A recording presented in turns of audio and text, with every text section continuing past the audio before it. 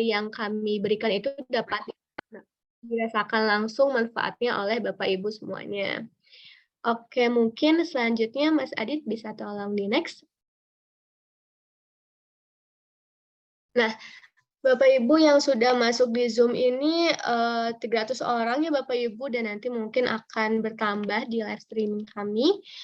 Nah, selanjutnya untuk profil peserta webinar malam hari ini tuh berbagai macam nih Bapak Ibu, dari Sabang sampai Merauke. Ada paling banyak dari Yogyakarta, ada yang dari Jakarta, Surabaya, Palembang, kemudian Maluku, Kalimantan, dan banyak itu.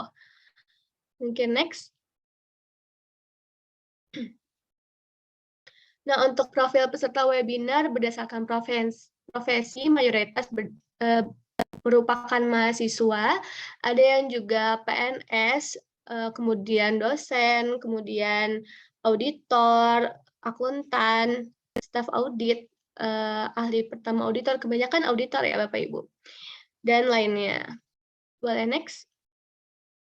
Nah, untuk profil peserta webinar berdasarkan asal instansi, mayoritas kebanyakan dari Universitas Sarjana Wiyata Taman Siswa, kalau dari data yang saya dapat. Kemudian ada yang dari BUMN, Dinas Perhubungan, Dinas Perindustrian, Bio Farma juga ada, dan lain-lain. Oke, selanjutnya Bapak Ibu, saya akan membacakan beberapa tata tertib yang bisa Bapak Ibu ikuti untuk webinar malam hari ini. Yang pertama, Bapak Ibu dan teman-teman bangga untuk merename nama akun Zoom-nya dengan format nama asli, strip asal instansi sesuai dengan data yang Bapak Ibu dan teman-teman daftarkan saat registrasi. Kemudian Bapak Ibu dimohon untuk tidak mengaktifkan fitur mikrofon saat webinar berlangsung. Kemudian nanti Bapak Ibu dipersilahkan untuk mengisi presensi yang akan kami bagikan di kolom chat saat sesi closing nanti. Nah, selama webinar berlangsung, Bapak Ibu juga dapat menyampaikan pertanyaannya di kolom chat atau bisa langsung DM ke saya atau ke hostnya nanti, atau bisa juga langsung raise hand. Nah, kemudian di akhir sesi nanti kami akan membuka sesi tanya jawab, kemudian nanti kami akan memilih satu penanya terbaik nih Bapak Ibu. Nanti satu penanya terbaik ini akan mendapatkan door prize berupa voucher pelatihan. Nah, untuk recording webinar ini dapat Bapak Ibu akses nanti di channel YouTube kami di latih.co, atau akan kami kirimkan link recordingnya di WA Group nanti. Nah, untuk sertifikat attendance atau sertifikat kehadiran dan salinan materi webinar malam hari ini bersifat opsional dan akan kami share maksimal H+3 setelah pelaksanaan webinar malam hari ini berlangsung. Selanjutnya,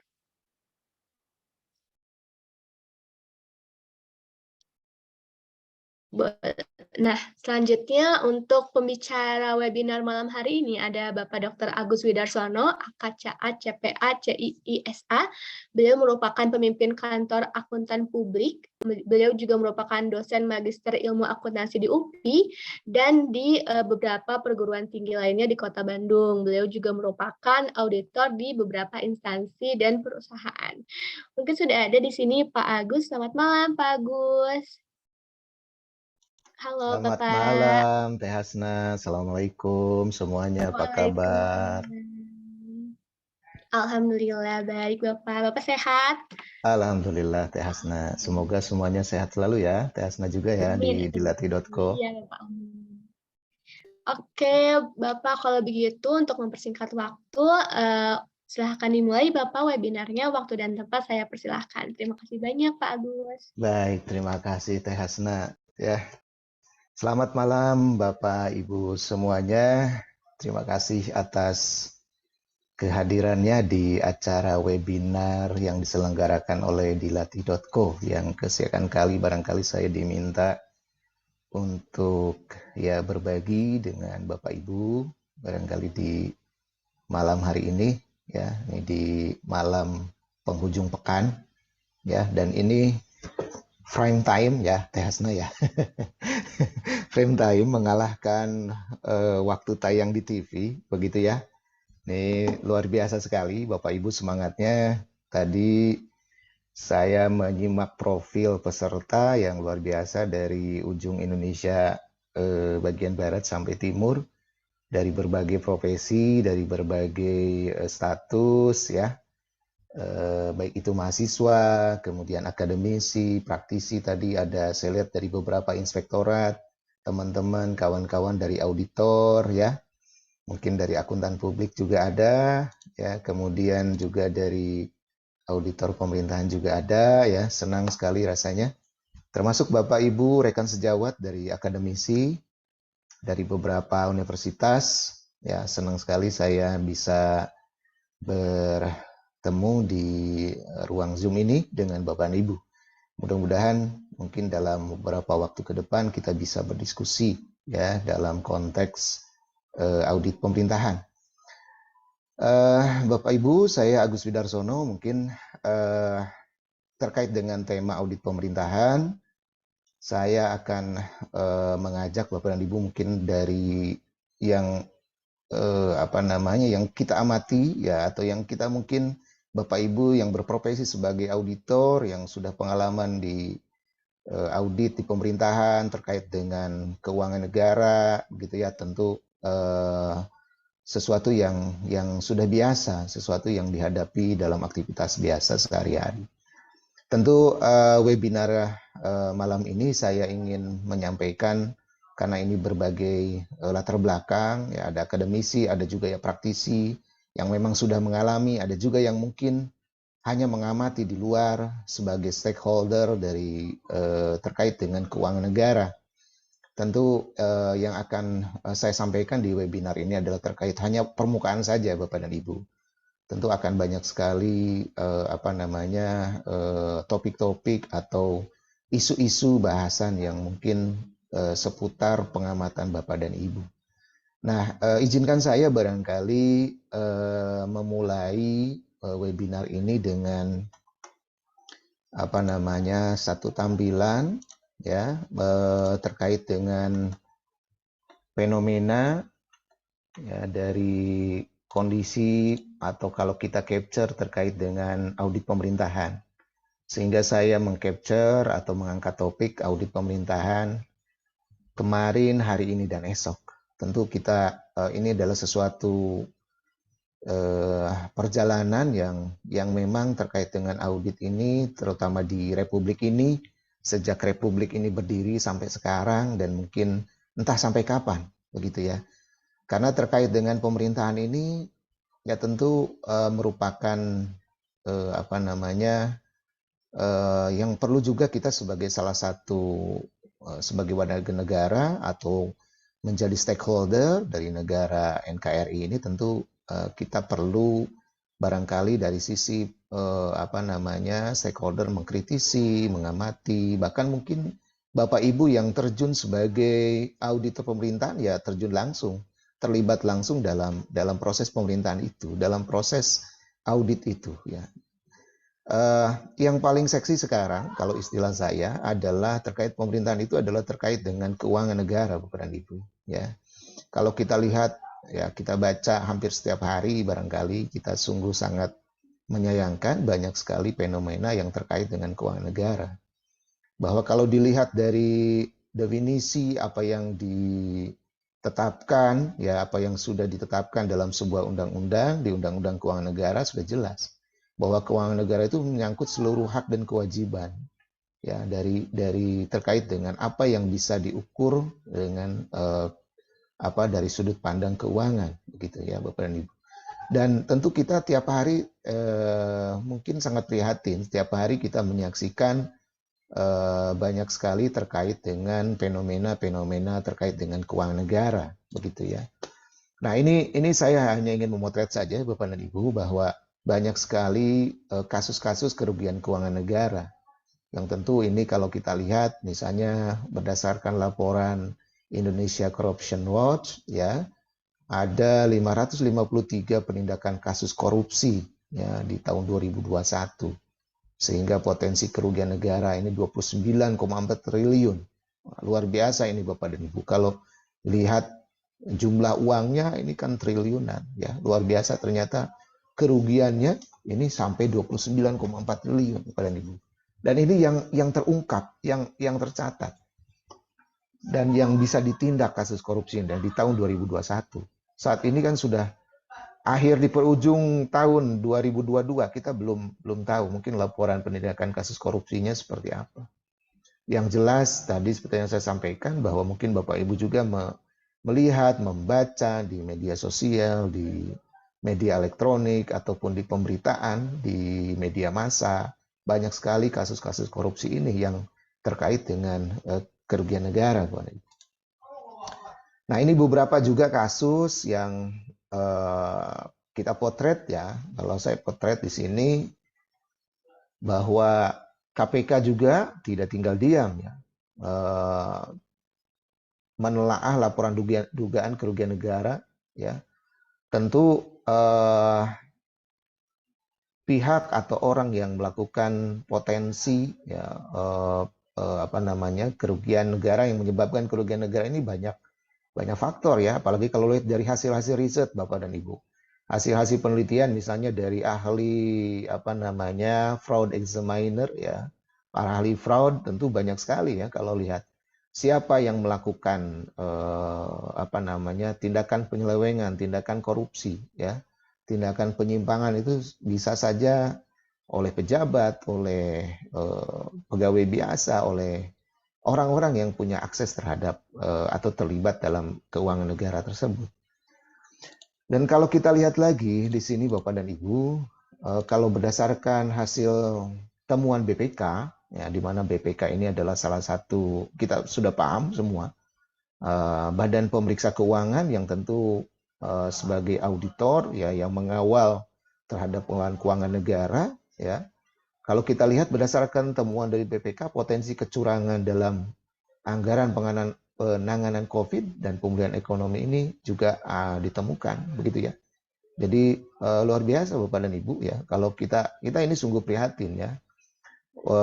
Anggaran penanganan COVID, pemulihan ekonomi saja sudah ada potensi kecurangan ya. Bantuan sosial dan seterusnya Bapak dan Ibu ya. Bahkan bantuan hibah ya, apalagi hibah ya.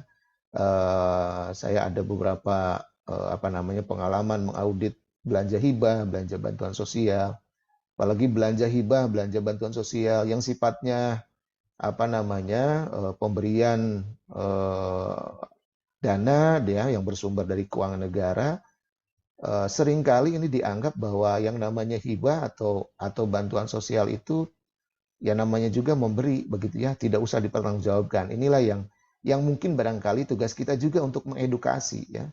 Barangkali kita Bapak Ibu yang berprofesi sebagai auditor atau para mahasiswa, para akademisi yang mungkin bisa mengkritisi ini Bapak dan Ibu ya. Mengkritisi terkait dengan pengelolaan keuangan negara. Ya, yang sifatnya bantuan, belanja hibah, belanja sosial ya, kemudian juga terkait dengan penanganan dana COVID, ya, pemulihan ekonomi ini masih ada potensi kecurangan. Ini sungguh-sungguh luar biasa, Bapak dan Ibu. Ya. Kemudian berikutnya, Bapak dan Ibu, kita cermati lagi bahwa ini terkait dengan kasus fraud dan penyelewengan aset. Ya. Meskipun saat pandemi ternyata penyelewengan aset, ya, kasus fraud, ya, kasus penyelewengan nilai, tentu ini banyak juga ternyata begitu ya. Dan ini menjadi keprihatinan kita seharusnya dan menjadi fokus perhatian kita Bapak dan Ibu ya. Penyelewengan aset ya. Penyelewengan aset ini juga menjadi pemicu ya kenapa banyak entitas pemerintahan yang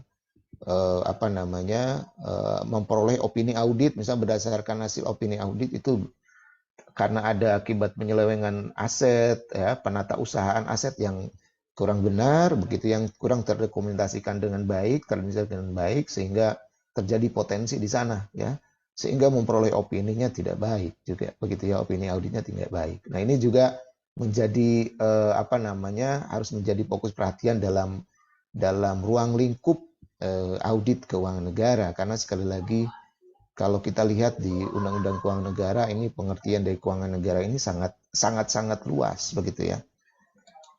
Nah, kembali kita lihat hasil laporan audit BPK, ya Bapak dan Ibu, kawan-kawan semua ya, bahwa di semester 1 tahun 2021 kalau kita cermati ada 14.500 lebih ya permasalahan di keuangan negara. Ini satu semester saja Bapak dan Ibu. ya terdapat permasalahan keuangan negara, ya mulai dari kasus penyelewengan, kasus misstatement dalam penyajian laporan keuangan, ya kemudian dalam penata usahaannya, dalam termasuk di dalamnya adalah pengelolaan aset, ya dan seterusnya dan seterusnya. Tentu ini banyak sekali, ya kalau kita lihat ini sampai ribuan permasalahannya, Bapak dan Ibu. Di semester 2 bahkan BPK menemukan ya masalah keuangan negara ada temuan itu sebesar 31,34 triliun hanya dalam kurun waktu 6 bulan, Bapak dan Ibu. Ini luar biasa sekali, ya. Jadi terkait dengan keuangan negara ini sangat-sangat luar biasa, ya potensinya. Coba kalau uang yang besar ini ya dikembalikan, dikelola dengan baik, tentu tujuan berkehidupan, berkebangsaan, berbangsa, bernegara ini bisa tercapai, begitu ya. Nah, tentu inilah tugasnya sebagai auditor, ya. Karena filosofinya audit itu kan mengawasi, ya, mengevaluasi, ya atas apa yang yang dilakukan oleh yang diamanahi, gitu ya. Nah, kalau kita lihat juga Bapak dan Ibu, ini potensi yang luar biasa bahwa entitas pemerintahan yang begitu banyak, ya ini mungkin hanya sebagian kecil saja, mungkin juga datanya perlu diupdate, ya. Kalau kita cermati ini jumlah entitas pemerintah yang memang entitas pemerintah ini yang terlibat dalam pengelolaan keuangan negara, termasuk di dalamnya ada pengelolaan keuangan daerah dan beberapa instansi di dalamnya, baik itu instansi vertikal, horizontal ataupun yang memang ranah keuangan negara yang memang sudah dipisahkan. Nah, kalau kita lihat ini jumlah entitasnya sangat banyak, ya. Ada 31 kementerian, ada lembaga pemerintah non kementerian, kemudian pemerintah kabupaten, pemerintah kota, ya, pemerintah provinsi, ya, belum lagi perguruan tinggi yang statusnya PTN.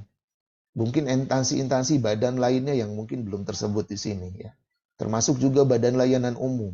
Ya, berapa banyak entitas pemerintah yang pengelolaannya mengikuti PPK BLU, ya, pola pengelolaan keuangan BLU ataupun BLUD, ya, banyak tersebar di pemerintah daerah, di lingkup pemerintah daerah. Belum lagi badan usaha milik daerah, badan usaha milik negara yang ini tadi sebetulnya di Undang-Undang 17 di keuangan negara, begitu ya. Ini adalah merupakan kekayaan negara yang dipisahkan. Tentu kalau kita melihat jumlah entitas ini yang tersebar begitu banyak, ya, kalau kita lihat potensi keuangan negara ini yang dikelolanya luar biasa. Padahal di masing-masing entitas ini mempunyai kewajiban, Bapak dan Ibu, ya, kawan-kawan semua, masing-masing entitas ini mempunyai kewajiban mempertanggungjawabkan pengelolaan keuangannya dan tentunya wajib menyusun laporan keuangan serta dilakukan pemeriksaan atas laporan keuangan tersebut, begitu ya. Jadi ini sungguh-sungguh kalau dilihat dari entitas luar biasa sekali banyak. Bahkan mungkin saat ini kalau kita cermati ya alokasi dana desa begitu ya, baik itu berupa bantuan keuangan, berupa alokasi dana desa tadi maupun bantuan misalnya penanganan COVID ya ke desa-desa, ke kelurahan itu kan luar biasa, bukan? Ya itu kan juga menjadi ranahnya ruang lingkup bagian dari keuangan negara. Belum lagi yang sifatnya pemberian tadi, bantuan hibah, belanja bantuan sosial ya kepada lembaga-lembaga penerima hibah ya, baik itu di pusat, di provinsi ataupun di daerah. Ya. Jadi banyak sekali yang terlibat dalam pengelolaan keuangan daerah gitu. Ya. Kemudian Bapak dan Ibu, berikutnya saya ingin, ini hasil pengamatan saja, ya, kemudian juga hasil pengalaman, beberapa temuan, rangkuman beberapa temuan dari temuan-temuan pemeriksaan terkait dengan keuangan negara. Ini ada beberapa pokok, ya, terdapat beberapa pokok masalah. Kenapa masih banyak entitas pemerintah yang memperoleh opini selain unqualified, gitu ya, selain wajar tanpa pengecualian ya. Nah, ini saya harus hati-hati ya Bapak dan Ibu menyebutkan WTP. Ini seringkali WTP itu banyak mempelesetkan istilahnya adalah wajar tanpa pemeriksaan. Nah, ini yang harus hati-hati ya Bapak dan Ibu ya. sebagai praktisi mungkin auditor eksternal ya mengenal lah istilah WTP ya, opini audit itu ya ada 4 ya, Bapak Ibu, ada qualify, ada unqualified, ada qualify, ada disclaimer dan adverse. Ya, tentu ini masing-masing opini ini ada kriteria, ada apa namanya, ada dasar untuk menentukan opini itu, begitu ya. Nah, ini harus hati-hati ya, penyebutan WTP begitu ya. Seringkali diplesetkan wajar tanpa pemeriksaan. Ini yang harus hati-hati. Tidak boleh itu ya. Tidak boleh audit itu mengeluarkan opini ya sampai akhirnya WTP wajar tanpa pemeriksaan, begitu ya, tidak boleh. Nah, Bapak dan Ibu, ini kembali ke sini ya, beberapa rangkuman kenapa masih banyak entitas ya pemerintah yang peroleh opini selain unqualified ya. Nanti di slide berikutnya, di paparan berikutnya, kapan sebetulnya apa namanya pemerintah kita ya, pemerintahan atau entitas pemerintah kita itu diaudit dan ada opininya begitunya, karena sebelumnya ya, makanya saya mengambil topik tadi audit pemerintahan kemarin ya, kemudian hari ini dan esok ya. Karena kita lihat nanti kemarin itu seperti apa sih wajah audit pemerintahan di NKRI ini, di Republik ini ya. Nah, kita kupas dulu Bapak dan Ibu. Penyebab kenapa masih banyak entitas pemerintahan yang memperoleh opini selain unqualified. Yang pertama adalah adanya kelemahan sistem pengendalian internal, Bapak dan Ibu. Kita paham Bapak dan Ibu, barangkali Bapak dan Ibu yang sehari-hari sebagai auditor, ya yang berapa hari-hari sehariannya sebagai audit, melaksanakan audit, aktivitas audit, ya, ataupun kawan-kawan ya di akademisi maupun mahasiswa mungkin sudah tahu apa yang disebut dengan sistem pengendalian internal. Apa tujuannya?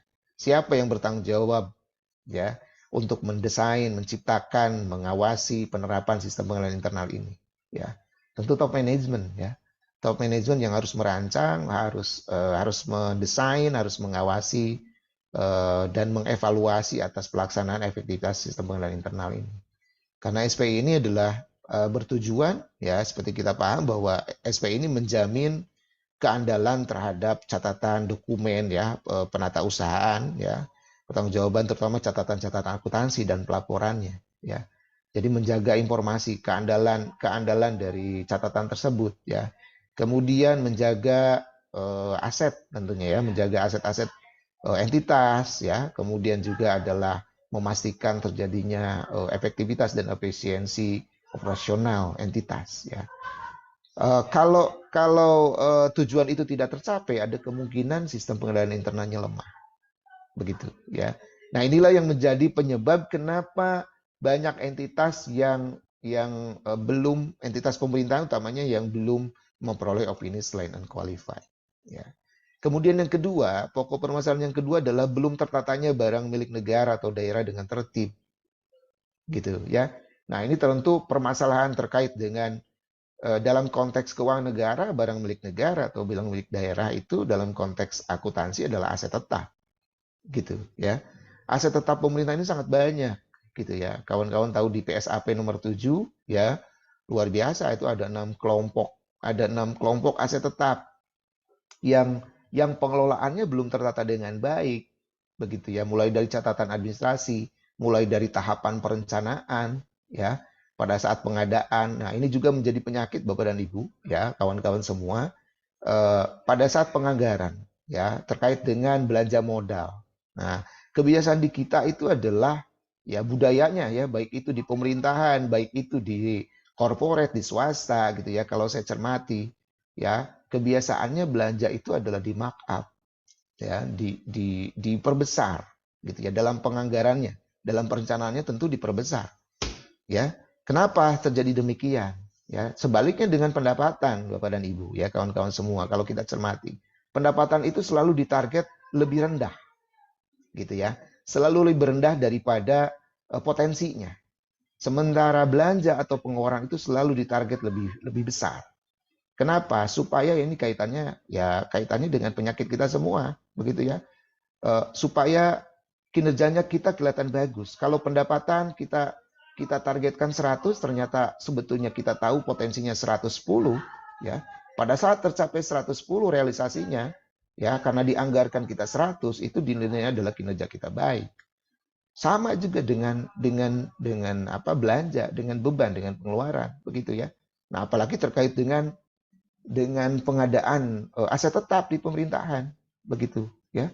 Nah, ini kan artinya apa namanya, permasalahannya di sini ya. Bukan hanya di masalah akuntansi aset tetapnya, tetapi dimulai dari perencanaannya. Ya, pada saat perencanaannya ya seperti apa, mungkin tidak sesuai dengan kebutuhan yang diusulkan itu sebetulnya memang tidak benar-benar dibutuhkan ya. Kemudian pada saat proses pengadaan juga ya ada permasalahan. Setelah pengadaan nanti ada distribusinya juga bermasalah. Pada saat dipelihara, pada saat apalagi sudah tidak digunakan, ya di mana aset tetap tersebut sudah tidak digunakan, ya.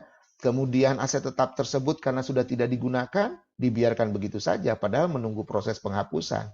Begitu dan seterusnya. Nah, ini salah satu penyebab juga kenapa entitas pemerintah itu belum memperoleh opini selain unqualified. Karena adalah belum tertatanya barang milik negara atau daerah itu dengan tertib dan baik, begitu ya. Yang berikutnya, tidak sesuainya pelaksanaan pengadaan barang dan jasa dengan ketentuan yang berlaku. Tadi yang sudah saya sampaikan bahwa dalam sebuah proses manajemen aset tetap di pemerintahan, apalagi kelompok aset tetap di pemerintahan itu banyak, begitu ya. Kalau secara kelompok besar kan hanya 6, di PSAP nomor 7 itu hanya 6. Mulai dari tanah sampai kepada konstruksi dalam pengerjaan. Tetapi kalau dilihat dari sub akunnya, sub turunan dari kelompok aset tetap tersebut itu sangat banyak sekali Bapak dan Ibu, bisa ribuan. Begitu ya. Kelompok peralatan mesin saja bisa ribuan.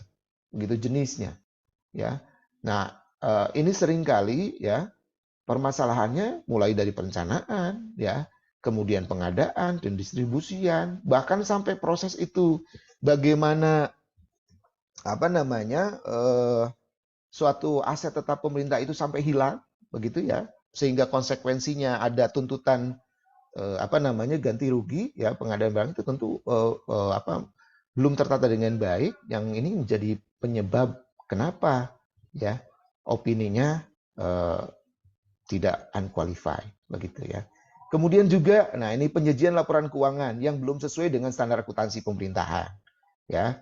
Kalau sekarang mungkin apa namanya perjalanan akuntansi di pemerintahan itu kan sudah sangat panjang ya, sudah sangat panjang dan sudah banyak ahli-ahli akuntansi ya, orang-orang yang berlatar belakang kompetensi, berlatar belakang pendidikan akuntansi ya, banyak bimbingan teknis, banyak pelatihan, banyak dikirim apa namanya tenaga-tenaga di instansi pemerintahan itu, banyak yang sekolah ya terkait dengan akuntansi, banyak yang gitu bimbingan, banyak yang gitu kursus, workshop, sertifikasi dan seterusnya ya.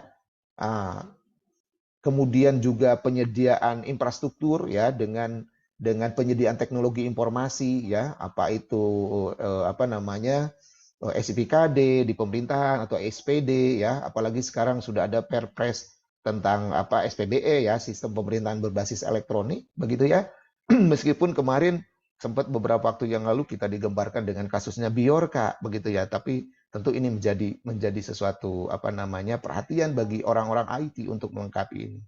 Tentu saya pikir terkait dengan penyediaan laporan keuangan di mana infrastruktur aplikasi tersebut sudah mengacu kepada apa namanya standar akuntansi yang memadai, standar akuntansi pemerintahan yang memadai, SDM-nya juga sudah dibekali kesempatan ya, dibekali pelatihan, diklat, bimbingan teknis dan seterusnya. Rasa-rasanya ya apa mungkin gitu ya saat ini masih ada entitas yang belum bisa menyajikan laporan keuangan tidak sesuai dengan standar akuntansi pemerintahan ya. Nah, tentu ini kita harus cermati hati-hati ya. Meskipun misalnya apa namanya karena peraturan di pemerintahan ini sangat dinamis ya, regulasi di pemerintahan ini sangat dinamis begitu ya. Mulai dari paket undang-undang keuangan negara sampai sekarang itu masih terus begitu ya pengelolaan keuangan ya. Kalau standar akuntansinya saya pikir sudah stabil ya dengan terbitnya PP 71 tahun 2010 ya, dengan peraturan turunannya baik itu untuk pemerintah pusat ya maupun pemerintah daerah, saya pikir sangat apa namanya sekarang itu sudah stabil gitu ya. Jadi paling tidak untuk melengkapi beberapa saja, beberapa pernyataan ya di standar akuntansi pemerintahan itu yang mungkin karena akuntansi di pemerintahan kita itu sangat unik begitu ya, sangat unik ya. Ada perlakuan-perlakuan, pengakuan-pengakuan yang mungkin di corporate itu tidak ada, tapi di pemerintahan harus ada terkait dengan kebijakan akuntansi dan seterusnya begitu ya. Jadi tentu penyajian laporan keuangan yang sesuai dengan standar akuntansi ini sesuatu yang diharuskan. Proses audit keuangan, ya, general audit, audit laporan keuangan, tentu mengacunya kepada kriteria. Kriterianya adalah standar akuntansi. Kriteria penyajian laporan keuangan itu mengacu pada standar akuntansi. Jadi kalau sebuah entitas pemerintahan tidak menyajikan laporan keuangannya sesuai dengan standar akuntansi pemerintahan, ya tentu tidak akan bisa memperoleh opini selain unqualified, begitu ya.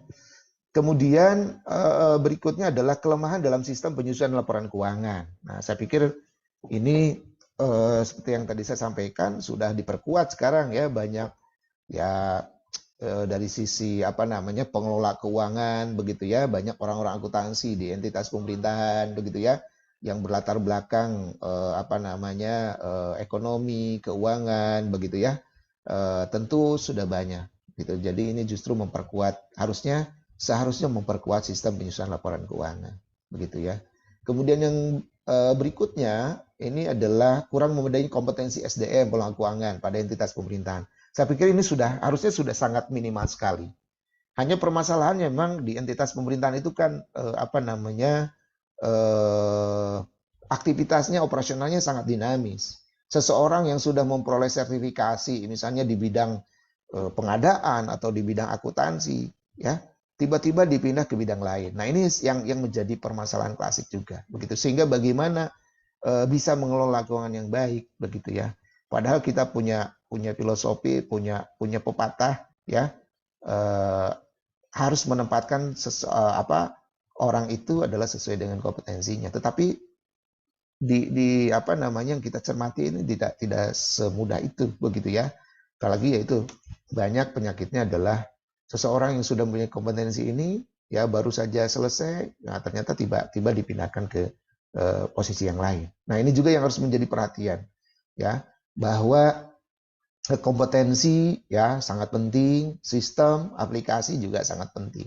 Sehingga kalau ini bisa bisa teratasi beberapa pokok permasalahan ini ya, tentu ya opini audit unqualified ya tanpa pengecualian ya tentu ini bisa dicapai sebetulnya. Nah, Bapak dan Ibu, berikutnya ingin saya bawa pada Bapak dan Ibu mungkin ini sebagai gambaran utuh ya, bagaimana posisi audit pemerintahan saat ini begitu ya. Kalau kita lihat, kalau boleh saya bagi, ini ada audit pemerintahan era sebelum tahun 2003 dan era setelah tahun 2003. Kenapa patokannya setelah tahun 2003? Karena di tahun 2003 ini ada 3 paket undang-undang keuangan negara yang menjadi pilar, yang menjadi dasar berkembangnya sampai sekarang audit pemerintahan. Begitu ya. Sehingga kalau kita lihat di era tahun sebelum tahun 2003, sebelum lahirnya Undang-Undang Keuangan Negara, begitu ya, bahwa pengelolaan keuangan itu menggunakan polanya adalah pola dari indise comparative risk, gitu ya. Ini bahasanya agak sulit nih ya, kalimatnya ini bahasa Belanda yang diterbitkan oleh pemerintah Belanda. Ya, ini tentu pengelolaan ini sampai kurang lebih tahun 2003, Bapak Ibu. Ya, Peraturan Pemerintah Nomor 51 tahun 1948 ya. Kemudian Undang-Undang Nomor 11 tahun 71 ya tentang perhitungan anggaran negara ya tahun 1967 ya. Jadi sampai tahun 2000 era tahun 2003 ya, sebetulnya 2002 sudah ada ya Kemendagri tahun nomor 29 ya. Beberapa pemerintahan sudah mencoba adanya laporan keuangan yang mengacu kepada standar akuntansi ya, mulai ada neraca. Jadi sebelum era 2003, pemerintahan kita itu belum mempunyai laporan keuangan yang mengacu kepada standar akuntansi, belum ada neraca. Neraca itu isinya apa, Bapak dan Ibu? Mungkin Bapak dan Ibu sudah paham ya, sudah ada yang melihat neraca pemerintah kita seperti apa, gitu ya. Jadi isinya adalah posisi keuangan, ya, posisi kinerja keuangan, ada aset di sana, ada kewajiban, ada ekuitas pemerintah kita.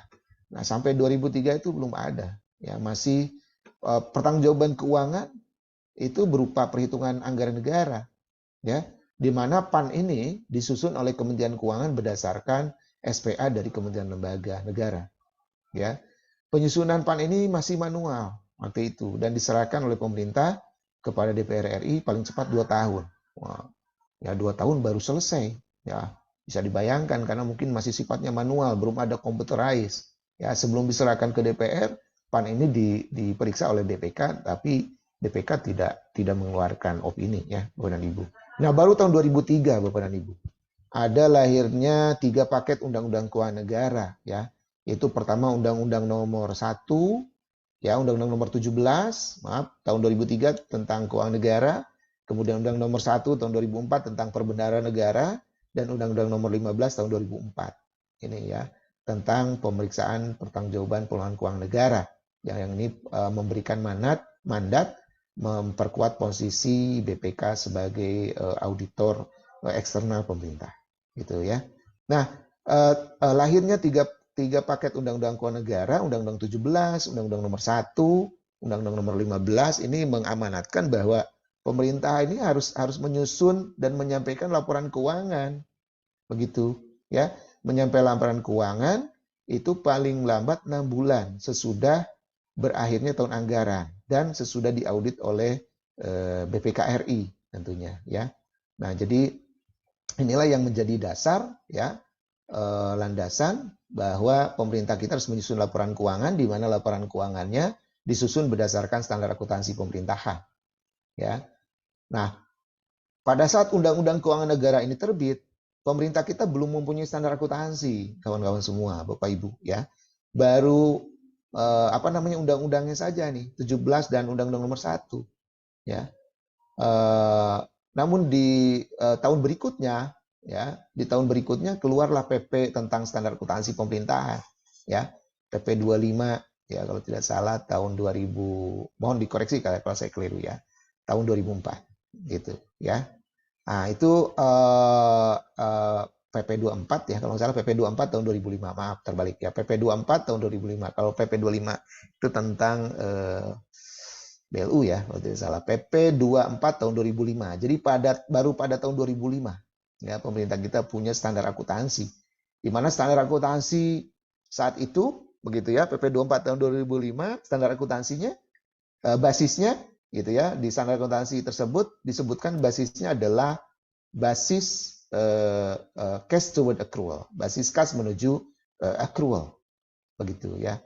Nah, ini tentu akan sangat panjang sekali kalau berbicara tentang itu, ya. Mungkin di lain kesempatan kita bisa mungkin nanti ada topik lain yang membahas tentang akuntansi pemerintahan. Nah, di tahun anggaran 2004 pemerintah pusat menyusun LKPP. Nah, ini yang terdiri dari laporan dasar anggaran, neraca, laporan arus kas, ya,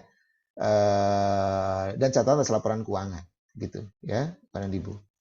Nah, ini kemudian di LKPP tahun 2004 sampai 2008, opininya adalah opini disclaimer, Bapak Ibu, sebagai hasil pemeriksaan dari BPK. Kemudian 2009 sampai 2015 itu opininya qualify, 2006, baru 2016 sampai sekarang itu adalah opininya unqualified.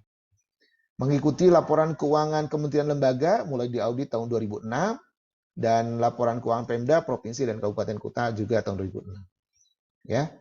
Nah, standar akuntansi pemerintahan tadi, ya, PP24 tahun 2005 itu sebetulnya, ya, standar akuntansi antara saja, karena di Undang-Undang Keuangan Negara itu harusnya basis akuntansi, standar akuntansi pemerintahan itu adalah basis accrual, dan disebutkan di sana amanatnya 5 tahun, ya, 5 tahun sejak diterbitnya Undang-Undang Keuangan Negara itu harus ada standar akuntansi yang berbasis accrual. Ya, harusnya mungkin idealnya dari 2008, 2009. Namun baru pada 2010, ya, dengan terbitnya PP 71 tahun 2010, ya, baru standar akuntansi yang mengakomodir basis accrual basis akuntansinya, begitu, ya. Nah, Bapak dan Ibu tentu terkait hal ini, ya, bahwa audit pemerintahan kalau kita lihat, begitu, ya, Perkembangannya mengikuti juga era tadi, era 2003, sebelum 2003 dan era setelah 2003.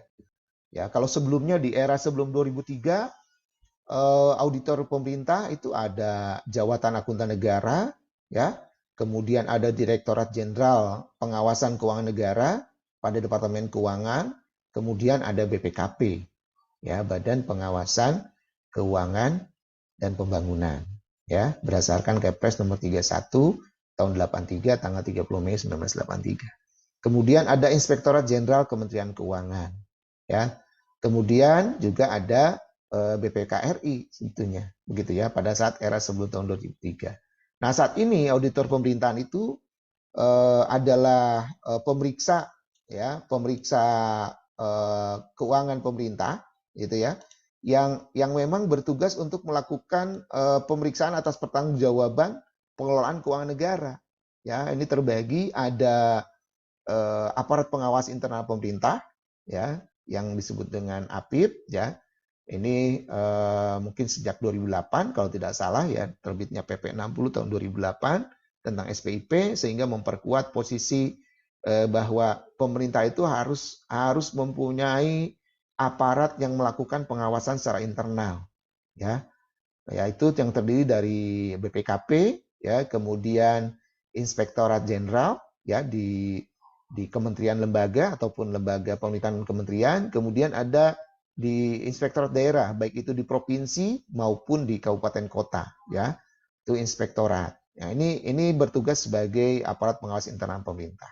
Kemudian juga auditor pemerintah ini ada BPKRI, ya, ada Badan Pemeriksa Keuangan RI. Tentu ini dikuatkan dengan Undang-Undang 15, ya, tahun 2004, ya, sebagai konsekuensi dari amandemen Undang-Undang Dasar tahun 1945 pasal 23 ayat E, ya, memperkuat BPK sebagai salah satu auditor pemerintah yang bertugas berperan sebagai auditor eksternal, gitu ya. Tentu kita sudah paham, ya, auditor internal itu seperti apa, auditor eksternal itu seperti apa, begitu. Ini adalah auditor pemerintah yang mempunyai kewenangan untuk melakukan kegiatan pengawasan dan pemeriksaan, ya, terkait dengan keuangan negara, ya. Saat ini juga sebetulnya kalau kita cermati, yang berhak untuk melakukan pengawasan pemeriksaan keuangan negara, ya, sesuai dengan peraturan BPK adalah adanya akuntan publik atau kantor akuntan publik yang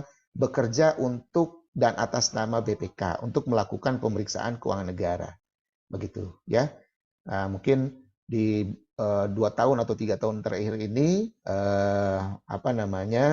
BPK, begitu ya, menunjuk, ya, dengan proses pengadaan tentunya itu menunjuk akuntan publik atau auditor dari akuntan publik dalam rangka untuk bekerja untuk dan atas nama BPK dalam melakukan pemeriksaan pengelolaan laporan keuangan pemerintah, begitu, ya. Nah, kemudian kalau kita lihat Bapak dan Ibu, kawan-kawan semua, ya, karena tadi ada auditor eksternal dan auditor internal, begitu ya. Tentu inilah fokus pelaksanaan tugas auditor pemerintah saat ini, fokusnya, ya. Kalau aparat pengawas internal pemerintah sebagai auditor internal, kegiatan pengawasannya fokusnya adalah kepada kegiatan pengawasan keuangan negara, baik itu sifatnya audit, ya, pengendalian, review, konsultasi, dan pendampingan, gitu ya. Kemudian BPKRI berdasarkan Undang-Undang 15 tahun 2004, ini kegiatannya adalah di Undang-Undang 15 2004 adalah bidangnya adalah audit keuangan, ya, audit kinerja, dan audit dengan tujuan tertentu, ya. Jadi ini ada 3 bidang, ya. Yang pertama kewenangan dari BPK untuk melakukan audit, ya, sesuai dengan Undang-Undang 15 2004 adalah audit keuangan. Itu yang pertama adalah audit atas laporan keuangan, yang merupakan pemeriksaan keuangan bertujuan untuk memberikan informasi, ya, kepada pihak-pihak yang berkepentingan tentang kesesuaian antara laporan keuangan yang disajikan oleh manajemen, dalam hal ini entitas pemerintah, dengan standar akuntansi yang berlaku, yaitu standar akuntansi pemerintahan. Kemudian yang kedua adalah audit kinerja, di mana audit kinerja ini merupakan pemeriksaan atas pengelolaan keuangan negara yang terdiri dari pemeriksaan terhadap aspek ekonomi dan efisiensi, serta pemeriksaan aspek efektivitas. Yang biasanya audit kinerja ini terdiri dari audit program, ya, audit ekonomi dan efisiensi, kemudian audit operasional dan audit manajemen. Dan yang ketiga adalah audit dengan tujuan tertentu. Ya, audit dengan tujuan tertentu ini adalah berupa pemeriksaan yang tidak termasuk dalam pemeriksaan keuangan atau selain pemeriksaan keuangan dan selain pemeriksaan kinerja atau selain audit operasional. Misalnya audit kepatuhan, ya, audit ketaatan, compliance audit, ya, ataupun audit investigasi, ya, begitu untuk menghitung kerugian negara, ya, untuk menentukan potensi, ya, berapa besar kerugian negara. Ini adalah audit dengan tujuan tertentu, dan ini adalah jenis audit pemerintahan sesuai dengan Undang-Undang 15 tahun 2004. Nah, lalu bagaimana Bapak dan Ibu kawan-kawan semua? Audit pemerintahan esok harusnya seperti apa? Pertama, tentu di kemudian hari, ya, apalagi ini memang budaya di pemerintahan kita bahwa regulasi dan perundangan itu peraturan perundangan di pemerintahan sangat dinamis. Baru saja ini dikeluarkan, belum diimplementasikan dengan baik, sudah direvisi, ada turunan lagi, ya, ada regulasi yang lain. Tentu ini menjadi tantangan bagi auditor. Karena tentu auditor ini harus mengikuti regulasi dan peraturan perundangan. Ya. Kemudian tingkat dan modus kecurangan yang semakin tinggi dan canggih. Nah, ini juga menjadi tantangan bagi auditor, ya, bagi pelaksana audit. Ya, semakin canggih sistem pengelolaan keuangan, semakin canggih juga modus kecurangannya, Bapak dan Ibu. Tentu ini menjadi tantangan, begitu ya. Kemudian berikutnya adalah manajemen risiko, ya. Bahwa dalam pelaksanaan audit ini tentu harus dikembangkan sebuah metodologi audit yang berbasis risiko, ya. Karena risiko audit itu adalah risiko di mana auditor itu tidak bisa menemukan salah saji atau salah memberikan kesimpulan, Bapak dan Ibu. Begitu ya, di mana ya kita paham ya bahwa risiko audit itu macam-macam. Ada risiko yang memang risiko itu bawaan, kita tidak bisa apa-apa gitu ya. Risiko juga yang bisa dideteksi atau yang memang risiko yang bisa diminimalisasikan, gitu ya. Tentu dalam pengembangan metodologi audit, dalam pengembangan tahapan-tahapan audit, teknik-teknik audit, kita harus sebagai auditor pada saat sebelum dilaksanakan audit itu harus bisa mengidentifikasi, menganalisa, begitu ya. Dan kita tentu dalam proses risiko ini kita tentu tidak bisa menghilangkan 100%, gitu ya, karena risiko ini tidak bisa kita hilangkan 100%, tapi kita seharusnya meminimalkan itu. Sehingga perlu adanya pengembangan metodologi audit berbasis risiko ini, begitu ya. Kemudian, nah ini yang tak kalah penting Bapak dan Ibu, pada saat kemarin kondisi pandemi, gitu ya, pada saat kondisi orang dibatasi, ya, untuk bertemu, untuk saling mengunjungi, ya, tentu termasuk juga terpengaruh dalam pelaksanaan audit. Nah, mungkin perlu dikembangkan pengembangan audit berbasis IT, ya, e-audit atau remote audit, ya. BPK sendiri sudah punya kemarin sebuah pedoman untuk melaksanakan remote audit, begitu. Ya, ini tentu dalam hari-hari esok tentu harus juga menjadi concern, ya, menjadi concern dalam pelaksanaan audit pemerintahan ini. Kemudian berikutnya kompetensi SDM auditor, begitu ya. Nah, terkadang dalam pelaksanaan audit pemerintahan ini, ya, diperlukan beberapa kompetensi. Ya, kalau dalam pelaksanaan di audit corporate ada istilah expert auditor, gitu ya. Manakala sebuah entitas auditi itu pengelolaan datanya untuk penyusunan laporan keuangan berbasis IT, tentu auditor itu harus memiliki kemampuan dalam melakukan auditor sistem informasi, gitu ya. Atau di pemerintahan misalnya terkait dengan seringkali ada audit pengadaan, ya, audit pembangunan, begitu ya. Tentu ya auditor tersebut harus memahami bagaimana proses pengadaan, termasuk juga punya kemampuan untuk melakukan katakanlah appraisal, menilai sebuah aset, kelayakan sebuah aset tetap dan seterusnya. Tentu ini adalah sebuah kompetensi auditor yang harus terus digali, ya, melalui misalnya proses pendidikan profesi lanjutan, ya, dari auditor ini, karena semakin ke sini tentu sangat berkembang, begitu ya. Nah, berikutnya independensi dan etik SDM auditor. Ini yang harus selalu dijunjung Bapak dan Ibu. Apalagi meskipun Bapak dan Ibu bertugas nanti sebagai auditor internal, tentu independensi dan etik harus dikedepankan. Ya, apalagi kalau Bapak dan Ibu sebagai auditor eksternal.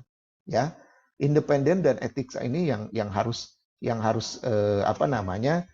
dikedepankan, dijunjung ya. Begitu ya. Saya teringat apa yang disampaikan oleh almarhum dosen saya, begitu ya, bahwa ada 3 lagu kebangsaan auditor itu, gitu ya. Pada saat datang, gitu ya, pada saat datang lagu kebangsaan auditor itu apa? Maju tak gentar Bapak dan Ibu. Ya berani, ya maju tak gentar pokoknya. Kemudian setelah proses audit dilaksanakan, maka tentu ada temuan-temuan yang tertuang dalam management letter, didiskusikan, begitu ya, didiskusikan dengan pihak manajemen, dengan pihak auditi, berlakulah lagu kebangsaan di sana yang kedua, ya. Nah, hasil diskusi, ya belum lagi hasil diskusinya, mohon maaf, misalnya ya, ada sesuatu, ya yang jatuh, yang dibungkus, berlakulah lagu kebangsaan di sana adalah flamboyan berguguran. Jadi temuannya sekian banyak, berguguranlah temuan itu, ya. Kemudian setelah itu terjadilah lagu kebangsaan yang ketiga, yaitu Bengawan Solo, Bapak dan Ibu. Ya, jadi temuan-temuan itu mengalir sampai jauh. Nah, itu ya.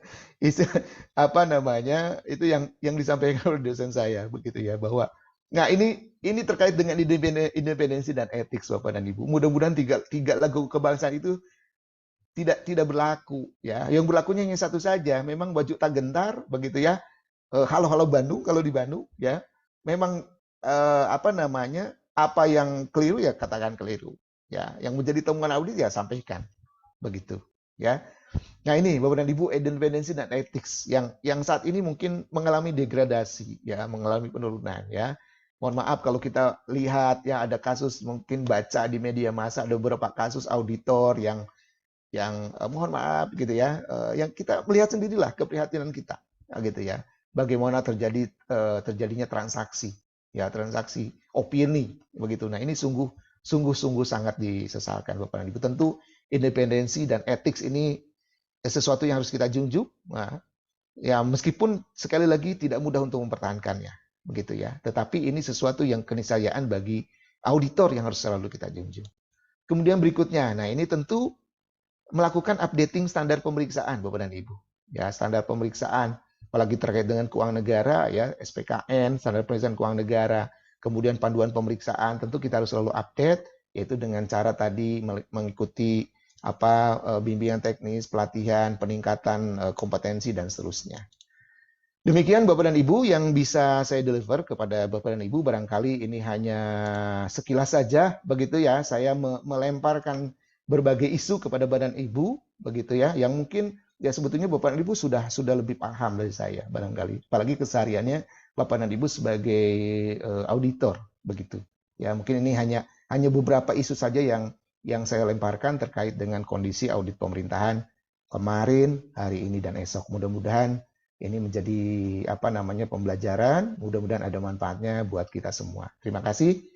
Mari kita kalau ada yang ingin didiskusikan, mari kita berdiskusi terkait dengan isu-isu tadi yang mungkin saya lemparkan, ya, yang mungkin Bapak Ibu juga mengalami. Demikian Teh Hasna sementara. Assalamualaikum warahmatullahi wabarakatuh. Waalaikumsalam warahmatullahi wabarakatuh. Oke, baik. Terima kasih banyak Pak Agus atas materinya yang sangat luar biasa sekali. Kita lanjut mungkin Bapak Ibu semuanya ke sesi tanya jawab ya. Sudah ada pertanyaan nih Pak yang masuk ke saya. Yang pertama dari Pak Bernadette. Yang pertama, bagaimana penyajian laporan keuangan yang baik yang sesuai standar akuntansi di sekolah-sekolah, baik itu sekolah menengah maupun sekolah menengah pertama. Itu Pak. Baik, langsung jawab nih, Tasna. Iya, mangga Bapak langsung dijawab. Baik, terima kasih Pak siapa tadi Teh Hasna? Pak Bernard ya? Pak Bernard, iya. Iya, baik. Nah, waduh ini bagus sekali nih pertanyaannya Pak ya. Sekolah ya, sekolah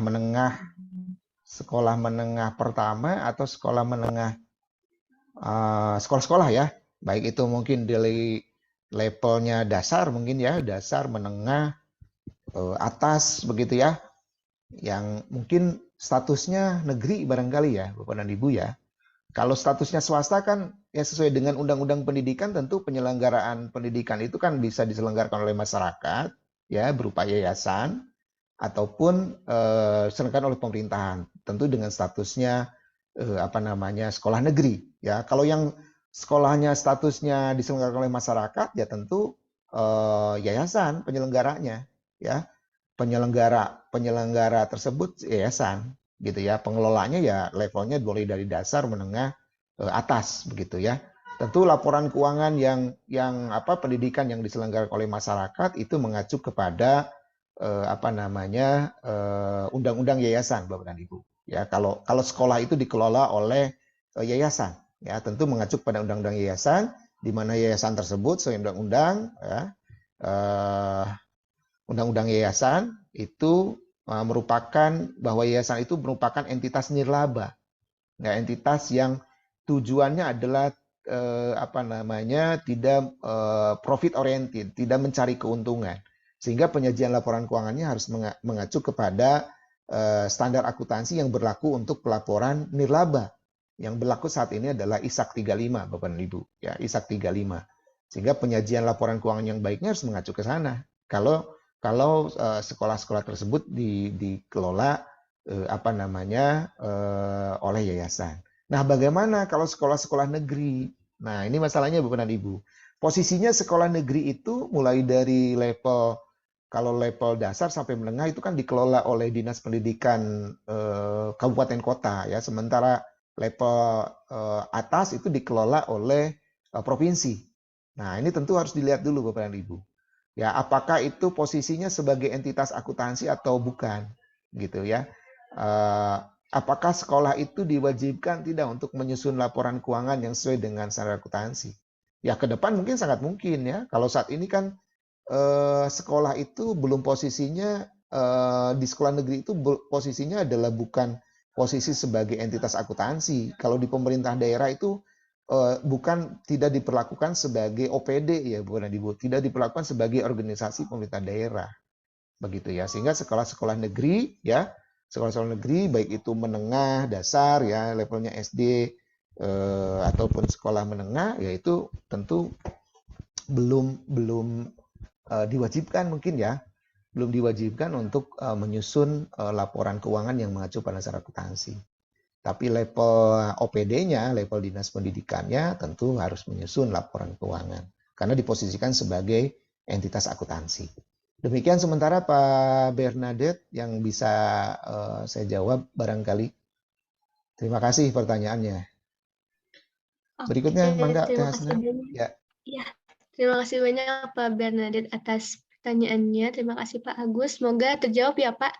Selanjutnya mungkin pertanyaan kedua ada Bu Umi. Pertanyaannya, permasalahan utama terkait keuangan negara ini menurut saya adalah karakter pengelola keuangannya, terbukti dengan adanya temuan BPK, pejabat yang terbukti korupsi, penyedia yang terbukti memberikan suap ataupun gratifikasi. Kemudian, apa yang mungkin bisa kami sebagai masyarakat sipil lakukan untuk membantu dalam menyelamatkan keuangan negara? Ya, ini pertanyaannya luar biasa nih Bu ya. Bu Umi ya. Apa yang harus dilakukan sebagai masyarakat sipil? Yang pertama doa, Bu. Yang pertama doa. Itu bukan bercanda ya, tapi memang keharusan lah. Sebagai seorang beriman tentu ya alat senjata kita adalah berdoa. Ya supaya para pemimpin kita, para pejabat kita diberikan kesadaran ya untuk mengelola dengan baik. Nah, di samping itu sebetulnya secara ini kita bisa bisa lakukan ya sebagai bagian dari seluruh masyarakat NKRI, apalagi kalau kita sebagai profesi, karena saya selain profesional, praktisi juga saya sebagai akademisi. Tentu kalau kita sebagai akademisi gitu ya, sebagai pengajar ya, pengajar atau pendidik apalagi ya, seharusnya tidak boleh ada dikotomi tukang ngajar dan tukang mendidik gitu ya. Harusnya sama-sama filosofinya, yang namanya ngajar itu harus mendidik begitu. Artinya di sana membentuk karakter gitu ya kepada anak-anak kita tanamkan terkait tadi dengan etika, ya kita perkuat, ya termasuk tadi ya dengan membekali ya keimanan, ya tentu di lingkungan juga ya ibu bapak sebagai masyarakat biasa tentu bisa menanamkan itu kepada anak-anak kita, kepada generasi penerus kita, ya terkait dengan hal-hal seperti ini, begitu ya. Mungkin ditanamkan dengan hal yang kecil dulu, ya, dengan kecil dulu kita biasakan. Karena berbicara fraud, Bapak dan Ibu, ya fraud itu kalau kita definisikan sangat luas, bukan hanya terkait dengan keuangan, ya. Teman-teman mahasiswa, ya misalnya kalau dijadwalkan jam 8 masuk kuliah, kemudian teman-teman mahasiswa masuknya datangnya terlambat jam 8.15 itu sudah melakukan fraud. Begitu ya, sudah melakukan penyimpangan karena fraud itu di Indonesia sangat luas. Nah, itu kan kita biasakan dulu dari bangun karakter itu. Mungkin kita bisa mulai dari sana, Bu Umi, saya pikir ya. Nah, apalagi ya kita lihat ya kondisi apa namanya, apalagi 2 tahun terakhir ini ya anak-anak kita, generasi kita, termasuk para mahasiswa juga tidak bertemu di kampus, begitu ya. Kemudian anak sekolah kita juga tidak melakukan sekolah di apa namanya di sekolah juga, ini menjadi sesuatu yang prihatin. Tentu kita harus tanamkan itu, begitu. Saya pikir itu ya Bu, pembangunan karakter itu sangat penting, penanaman karakter itu sangat penting, begitu ya, gitu. Demikian Bu Umi, mudah-mudahan bisa sedikit menjawab barangkali. Terima kasih. Oke, terima kasih Pak Agus atas jawabannya. Selanjutnya mungkin pertanyaan ketiga dari Pak Maulana. Apakah dengan memperkuat implementasi SPIP dapat meningkatkan kualitas pengelolaan keuangan pemerintah? Oke, nah ini Pak Maulana dari Inspektorat ini namanya ya, atau bukan ini? Ya, mohon maaf ini. Apakah dengan memperkuat implementasi SPIP dapat meningkatkan kualitas pengelolaan keuangan? Secara teori betul Pak. Ya, secara teori, karena tujuan dari pengendalian internal itu adalah untuk menjaga ya keandalan ya informasi akuntansi, laporan keuangan, ya menjaga aset, menjaga efisiensi dan operasi aktivitas entitas. Seharusnya ya dengan diperkuat SPIP itu ya bukan hanya sekedar di atas kertas ya, bukan hanya sekedar kata-kata ya, tetapi dengan aksi nyata. Misalnya ciri dari adanya sistem pengendalian internal itu kan adanya misalnya pemisahan fungsi, penguatan fungsi, begitu ya, gaya kepemimpinan. Ya, ada 5 unsur di sana, 5 unsur komponen sistem pengendalian internal. Tentu seharusnya secara teori kalau itu diperkuat, kualitas pengelolaan keuangan juga harusnya semakin baik. Secara teori begitu Pak. Tetapi tentu di lapangan itu tidak mudah. Nah, bagaimana mengupayakan mendesain, meng-create ya, menciptakan, menerapkan SPI itu dengan baik, itulah menjadi tantangannya Bapak dan Ibu. Seharusnya itu harus bisa menciptakan pengelolaan keuangan dengan baik. Toh sekarang banyak begitu ya, laporan keuangan pemerintahan, laporan keuangan kementerian lembaga ya, karena SPI-nya diterapkan dengan baik, ya opininya juga baik, begitu ya. Jadi ini satu keniscayaan secara teori ya, ya tinggal dibuktikan saja. Nah buktinya banyak sekali seperti itu. Demikian Teh Hasna. Oke, terima kasih Pak Agus jawabannya.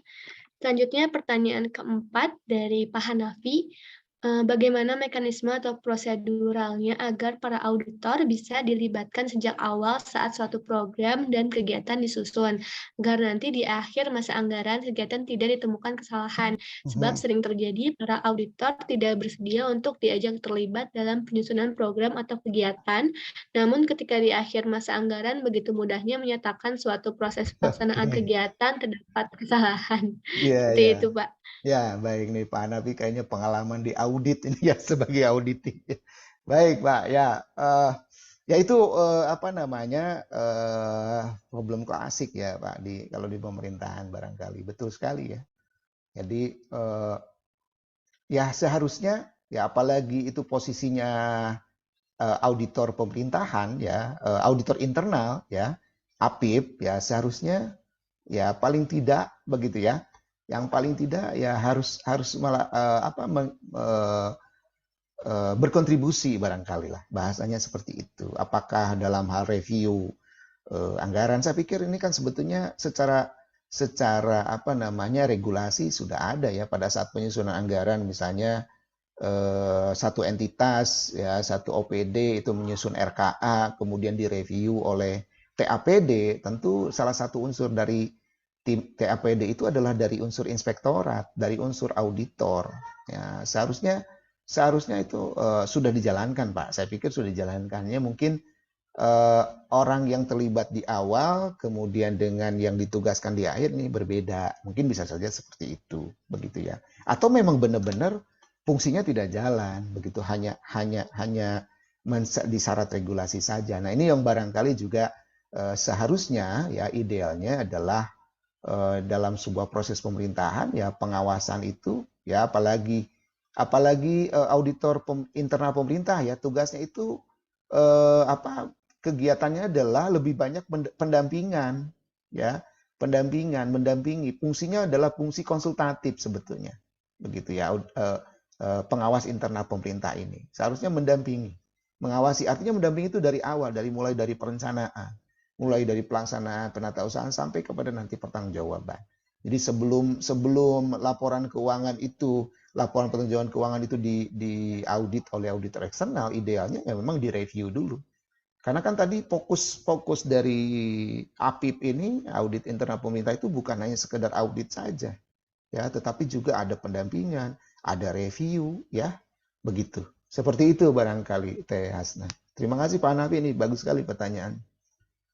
Ya, terima kasih Pak Hanafi pertanyaannya dan bagus jawabannya. Selanjutnya ada pertanyaan lagi nih Pak dari Pak Syamsuddin. Mungkin di share screen-nya sudah tidak ada, tapi beliau DM ke saya. Izin bertanya, fungsi audit pemerintahan kenapa hanya melibatkan auditor saja? Kenapa masyarakat tidak dilibatkan dalam fungsi pengawasan? Kan ada waskat. Mohon penjelasannya, Oh Pak. ya, Seperti itu, Pak. baik. Tentu sebagai stakeholder boleh Pak fungsinya mengawasi. Ya, fungsinya mengawasi. Makanya kenapa keharusan adanya misalnya setiap instansi pemerintah itu punya website saat ini, ya, di mana website itu ada saluran yang namanya whistleblowing, Pak, yaitu untuk apa namanya pengaduan, ya, pengaduan masyarakat itu adalah salah satu bentuk pengawasan, Pak, ya, mengadukan kepada masyarakat, ya, bahkan kalau mungkin bapak-bapak yang di inspektorat ini setiap hari mungkin terima pengaduan, ya, pengaduannya bukan hanya terkait dengan pengelolaan keuangan Pak di inspektorat itu, ya, terima aduan masyarakat itu banyak sekali Pak. Itu adalah salah satu bentuk pengawasan saya pikir. Jadi Bapak, kita semua sebagai warga negara baik itu di daerah manapun, ya, apalagi kita dalam lingkup RRI ya punya hak untuk melakukan pengawasan. Cuma bentuknya sesuai dengan tupoksinya masing-masing sebagai tugas pokok dan masing-masing. Karena sesuai dengan regulasi undang-undang bahwa ya auditor internal pemerintah fungsinya ini, auditor eksternal fungsinya ini. Juga ada pengawasan-pengawasan yang lain dilakukan oleh masyarakat, silakan. Ya, LSM seperti tadi yang saya sampaikan di awal itu ada ICW ya, Indonesian Corruption Watch, itu adalah salah satu juga bentuk pengawasan dari pemerintah. Saya pikir itu adalah bentuk pengawasan, ya. Pak Samsudin menemukan kecurangan, ya, kemudian adukan ya ke inspektorat atau dalam bentuk kanal tadi whistleblowing system di website entitas masing-masing, itu adalah bentuk pengawasan. Saya pikir seperti itu, Pak. Jadi masing-masing tentu punya kanalnya masing-masing lah, begitu. Ya, kita sebagai warga negara ya tentu punya hak untuk melakukan pengawasan. Demikian Pak Sam. Oke, terima kasih Pak Syamsuddin. Selanjutnya dari Pak Rahmat, pertanyaannya, siapa yang berwenang dalam mengaudit pengadaan barang dan jasa yang menggunakan anggaran dana desa? Baik. Di desa ya, seperti tadi yang saya sampaikan, ya, bahwa desa ini sekarang luar biasa mendapat perhatian dari pemerintah, ya. Baik itu berupa alokasi dana desa, berupa bantuan keuangan, transfer dari pemerintah pusat, dari pemerintah daerah, itu sangat luar biasa. Ya, kalau Bapak dan Ibu lihat di halaman desa sekarang, ya ada beberapa desa yang memang sudah mencantumkan di halaman desanya, begitu ya, tinggi-tinggi ya laporan APBD desa ya tahun sekian, realisasinya anggarannya sekian. Tentu ini harus menjadi apresiasi buat kita. Begitu ya. Nah, tentu di APBD desa itu, di anggaran pendapatan dan belanja desa itu ya bahwa desa tentu mempunyai sumber-sumber pendapatan baik itu dari PAD, pendapatan asli desa, ataupun tadi dari bantuan keuangan berupa alokasi dana desa, berupa bantuan keuangan, transfer dari pemerintah pusat, pemerintah daerah, ya provinsi atau kabupaten. Tentu dalam APBD itu ada alokasi untuk belanja modal misalnya. Ya, belanja modal tentu mekanisme siapa yang lebih berhak. Nah, itu tergantung dari sumbernya, Pak, ya. Kalau itu kan di desa itu ada seharusnya berfungsi itu ada badan pengawas desa ya Pak. Badan pengawas BPD ya. BPD itu badan pemberdayaan ya. Itu salah satunya fungsinya adalah untuk mengawasi pembangunan, kegiatan pembangunan. Begitu ya. Ya, sekali lagi ini tergantung dari sumbernya Pak. Kalau sumbernya itu adalah lintas program, misalnya bersumber dari APBN ya untuk belanja modal itu sangat dimungkinkan BPKP masuk Pak. Karena BPKP itu selain APIP ya juga punya kewenangan untuk melakukan audit lintas sektor, lintas program. Begitu Pak, begitu ya. Jadi tergantung kepada sumber dananya Pak. Nanti pengadaan itu dari mana? Itu dilihat nanti dari APBD desanya. Demikian Teh Hasna, barangkali Pak siapa barusan yang bertanya? Pak. Ya, Pak Rahmat. Mudah-mudahan bisa sedikit menjawab. Oke, baik. Terima kasih Pak Agus jawabannya. Selanjutnya dari Ibu Luciana, pertanyaannya, apa salah satu perwujudan nyata dari penerapan transparansi dan akuntabilitas pada keuangan pemerintah? Bisa diulang Teh Hasna pertanyaannya? Pertanyaannya, apa Dari salah Ibu satu siapa? perwujudan nyata dari Ibu Luciana, Pak? Oh, Ibu Luciana. Oke. Ya, pertanyaannya, apa salah satu perwujudan nyata dari penerapan transparansi dan akuntabilitas pada keuangan pemerintah? Ya, salah satu bentuk transparansinya ada laporan keuangan lah, ya. Ada laporan keuangan yang sudah diperiksa audit, sudah diaudit oleh auditor eksternal, ya sudah keluar opini, itu adalah bentuk transparansi, bentuk akuntabilitas, itu, ya. Jadi kalau ada sebuah entitas pemerintahan mengelola keuangan negara atau keuangan daerah tidak menyusun laporan keuangan, kemudian tidak audit, ya kita bisa melihat belum transparan dan belum akuntabilitas. Itu ya kalau dilihat dari output ya. Demikian Teh Hasna. Mungkin bisa mengundang ini yang secara langsung Teh Hasna supaya boleh Bapak, ya boleh. interaktif. Iya. Tadi saya membacakan yang masuk dulu. Selanjutnya ya. karena sudah Boleh. selesai yang masuk, boleh nih silakan. Bapak Ibu yang mau bertanya langsung. Oh, ini ada yang raise hand nih Pak. Ya, Ada silakan. Pak Aditya Prabowo. Halo Pak Adit. Halo, selamat malam Pak. Selamat malam Pak Adit. Ya, salam kenal Pak. Salam kenal Pak. Iya, terima kasih Pak materinya Pak. Ini saya mau diskusi nih Pak ya. Lebih ke teknis ya Pak ya, masalah teknis ya Pak ya. Kan kalau ini sebelumnya saya mau update aja nih Pak ya. Kalau opini audit sekarang itu kita kenal itu di SA 700 ya, standar audit 700 itu bukan lagi WTP Pak, tapi modified dan unmodified gitu. Jadi wajar tanpa modifikasi gitu Pak. Jadi mungkin karena takut dikira tadi wajar tanpa pemeriksaan, jadi diganti istilahnya Pak ya.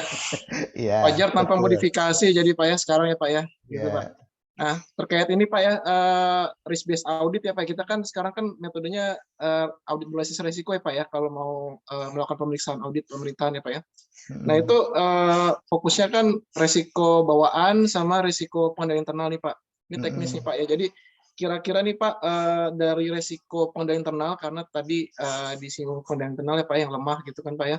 Itu kira-kira bagian mana Pak ini yang lemah Pak? Karena gini, di pemerintahan itu kan SOP-nya sudah dibagikan ya Pak ya, standar operasional prosedur lah gitu, dari masing-masing kementerian, kamu harus kayak gini, bahkan sistemnya sendiri sudah dibagikan seragam, SIMAK sama SAIBA Pak ya, sekarang jadi Sakti Pak ya, berubah jadi Sakti ya Pak ya. Jadi sudah sedemikian rupa didesain agar itu bagus, rapih gitu Pak. Nah, mm, sekarang masalahnya pelaksanaannya bagaimana gitu kan, sesuai mm. resiko kita harus memeriksa yang high risk, resiko tinggi nih Pak ya. Tadi mungkin Betul. sudah disebutkan pengadaan barang, lalu pencatatannya tidak rapi, mungkin di satu sisi aset ya Pak ya. Nah, berarti kemungkinan resiko tinggi itu ada di aset, pengadaan barang dan pencatatannya Betul. gitu.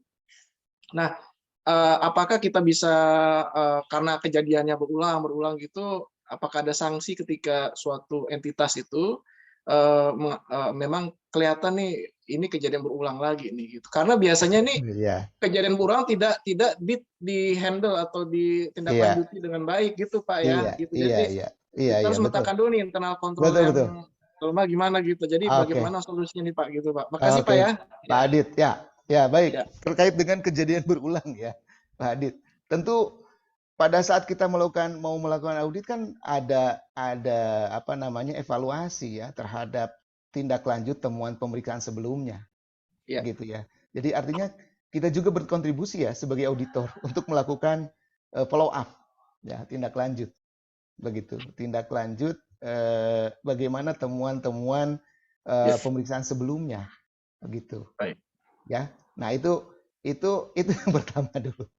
Secara teknis tentu betul tadi ya yang dikatakan Pak Adit bahwa pada saat pelaksanaan audit tentu kita dalam konsep risk based audit ya pada saat ada kita menemukan celah yang mempunyai risiko yang tinggi ya disitulah kita yang harus perdalam begitu ya harus perdalam begitu ya dengan cara ya teknis ini sudah berbicara prosedur audit lah Pak. Jadi prosedur audit kalau auditor kan harus mempunyai prosedur A, prosedur B gitu ya. Baik, baik. Plan A, Mungkin plan selain ini B. Pak, selain di pengadaan barang dan pencatatan barang nih Pak, secara pengalaman itu di mana lagi nih Pak kelemahan internal control di pemerintahan itu Pak? Ya kebanyakan sih di situ ya Pak di aset kemudian Ya, kalau karena tadi yang disampaikan oleh Pak Adi itu betul ya Pak SOP-nya sudah apa namanya sudah terbentuk sedemikian rupa, sudah tercipta dengan rupa ya. Sebagian besar yang saya temukan di entitas pemerintahan itu yang memang di aset tetap, Pak. Gitu ya, di aset tetap dimulai penatausahaan meskipun tadi Saiba sudah ada gitu ya, Sakti juga sudah ada tetap dari pengelolaan aset tetap sebetulnya. Gitu ya. baik, baik. Terima kasih Pak insight-nya. Iya, iya, baik. Terima kasih Pak Adit. Ini pertanyaannya bagus luar biasa. Ya. Oke, terima kasih Pak Adi pertanyaannya. Selanjutnya mungkin Bapak Ibu yang ingin bertanya lagi, masih dibuka nih Bapak Ibu kesempatan untuk bertanya. Mungkin Bu Fitri, Pak Ahmad, Pak Timoti, Pak Suhaimi. Ini di Indonesia Timur udah jam 10 Teh Hasna. Iya. jam 11 ya. Wah, kalau ada dari Indonesia Timur yang bergabung luar biasa. Ada nggak dari Indonesia Timur?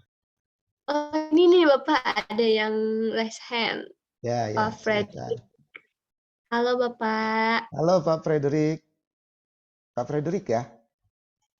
Ya. Silakan oke. Halo, selamat malam. Selamat malam Pak. Saya sedikit berbagi juga sih. Kebetulan saya dulu pernah di inspektorat cuma. Wah ya, silakan Pak, silakan Pak. Pasti kalau Bapak dengar pasti Bapak juga bingung. Saya udah keluar dari PNS. Oh. Gitu. Jadi sekarang, kalau dari ilmu dari yang kita pelajari itu sebenarnya bagus-bagus Pak. Gitu iya, kan. iya, Cuma terkadang terkendalanya pas di lapangan gitu kan. Jadi ketika kita meriksa mulai dari SD, dari sekolah-sekolah gitu kan, terlebih lebih kayak dana bos gitu kan. Terus misal desa, lurah, camat sampai kepala dinas. Contohnya kalau misalnya meriksa kepala sekolah, begitu kita angkat jadi temuan, kebetulan kepala sekolahnya saudara bupati lah, saudara saudara wali dilema kota ya, lah, Pak. saudara gubernur. Dilema ya Pak, begitu ya. Dilema tentunya ya, Pak. Iya, dilema Pak gitu kan. Giliran kita angkat terus dibuang temuan kita, kalau enggak mau dipindah ke ujung-ujung gitu kan, ke ujung-ujung desa gitu kan. Jadi ya agak dilema juga gitu kan. Mau sebagus apapun ilmunya kalau ujung-ujungnya kayak gitu kan ya jadi dilemanya auditor kayak gitu kan. Iya. Jangan kan PNS Pak, yang kontrak-kontrak aja malah lebih galak daripada yang PNS. Karena ya dia Betul. beranggap saudara gue bupati, saudara gue wali kota, saudara gue di Jakarta ada loh, katanya kan gitu. Betul Pak, betul ya. Gitu ya. Iya. Ya itu Susah jadi sih agak ini. ya, jadi tantangan auditor ya Pak. Maju kena, mundur Betul. kena gitu ya Pak ya. Kalau enggak Nah, ini apalagi saya bagaimana, pernah kalau itu periksa ke gimana. ujung-ujung tuh, ke ujung-ujung itu kebetulan daerah mistis. Yang Mm-mm. ada bangkunya Wah, nempel di pantat. Terus kita minum, kita keracunan lah, aduh, makanya hebat lah PNS-PNS ini yang auditor ini kan bisa nanganin orang-orang kayak gitu. iya. Gitu. Betul Pak. Aduh, luar biasa ini pengalamannya Pak.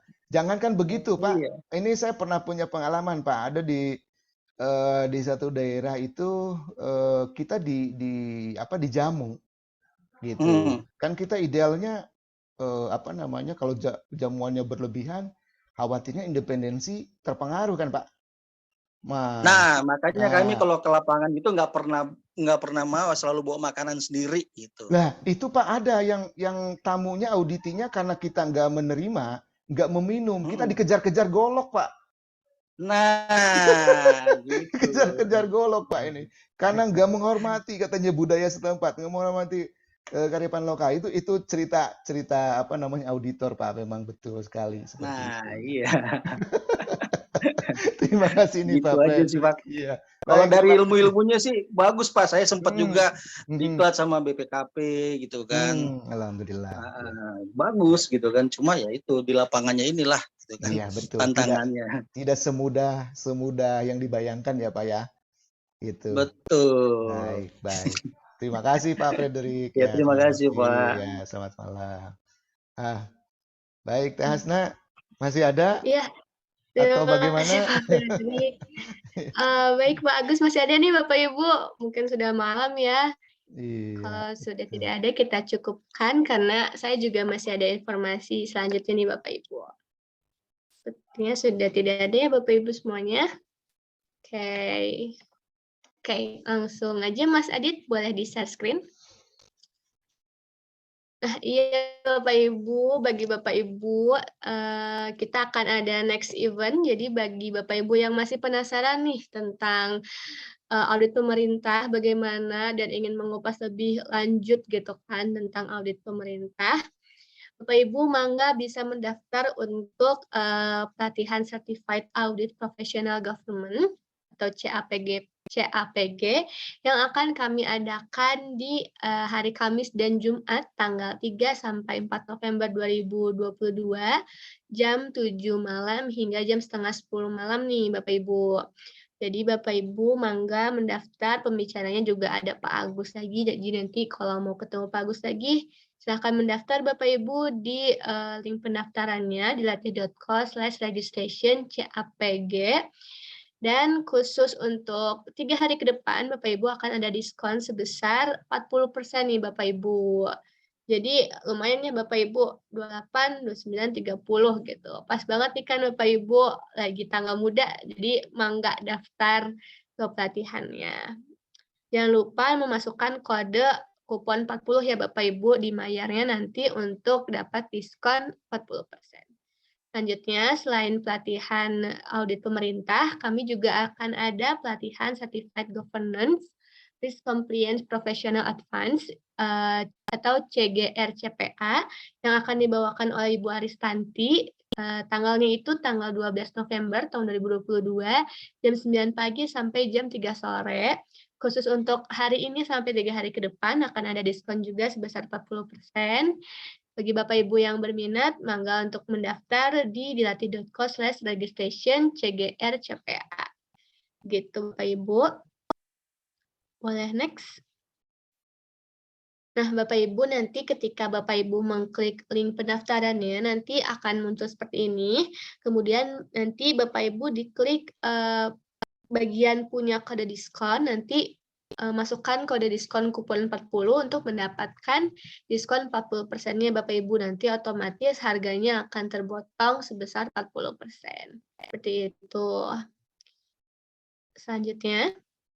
Nah, karena ini pelatihan sertifikasi, jadi nanti Bapak Ibu akan mendapatkan sertifikat gelar non-akademik yang bentuknya seperti ini, Bapak Ibu.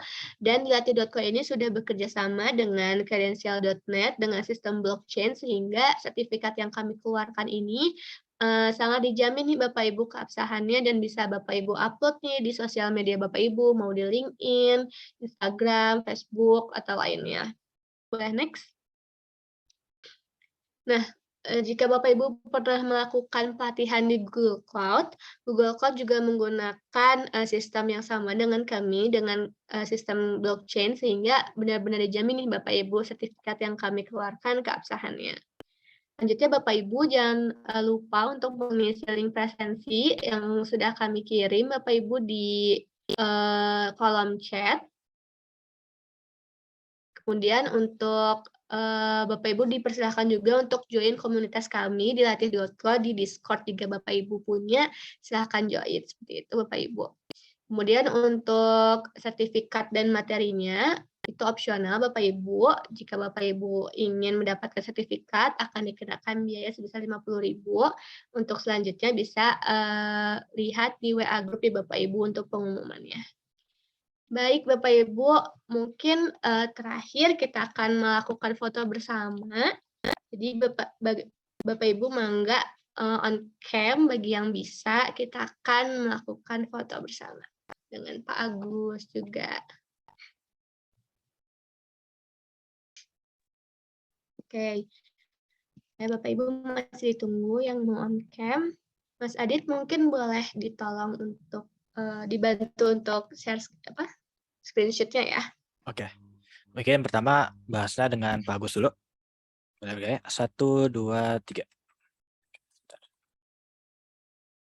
Oke. Lanjut ke semua. Oke, di sini kita ada 10 slide. Kita satu-satu ya. Kita mulai dari slide pertama. Boleh Bapak Ibu. 1, 2, 3. Oke, selanjutnya slide kedua. Siap, 1, 2, 3. Kemudian slide ketiga, 1, 2, 3.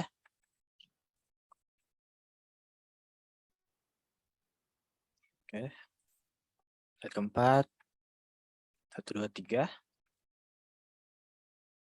Slide kelima, 1, 2, 3. Keenam, 1, 2, 3. Ketujuh, 1, 2, 3. Ke-8, 1, 2, 3. 9, 1, 2, 3. Ya, dan yang terakhir, 1, 2, 3. Baik, selesai. Oke, terima kasih Mas Adit.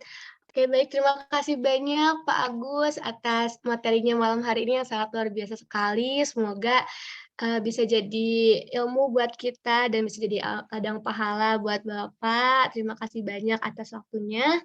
Terima kasih banyak juga untuk Bapak Ibu semuanya karena sudah semangat nih malam hari ini belajar bersama-sama untuk sharing. Sampai berjumpa lagi di lain kesempatan. Jangan lupa untuk mendaftar Bapak Ibu pelatihan audit pemerintahnya di tanggal 3 sampai 4 November. Terima kasih banyak Bapak Ibu, terima kasih banyak Pak Agus. Semoga sehat selalu.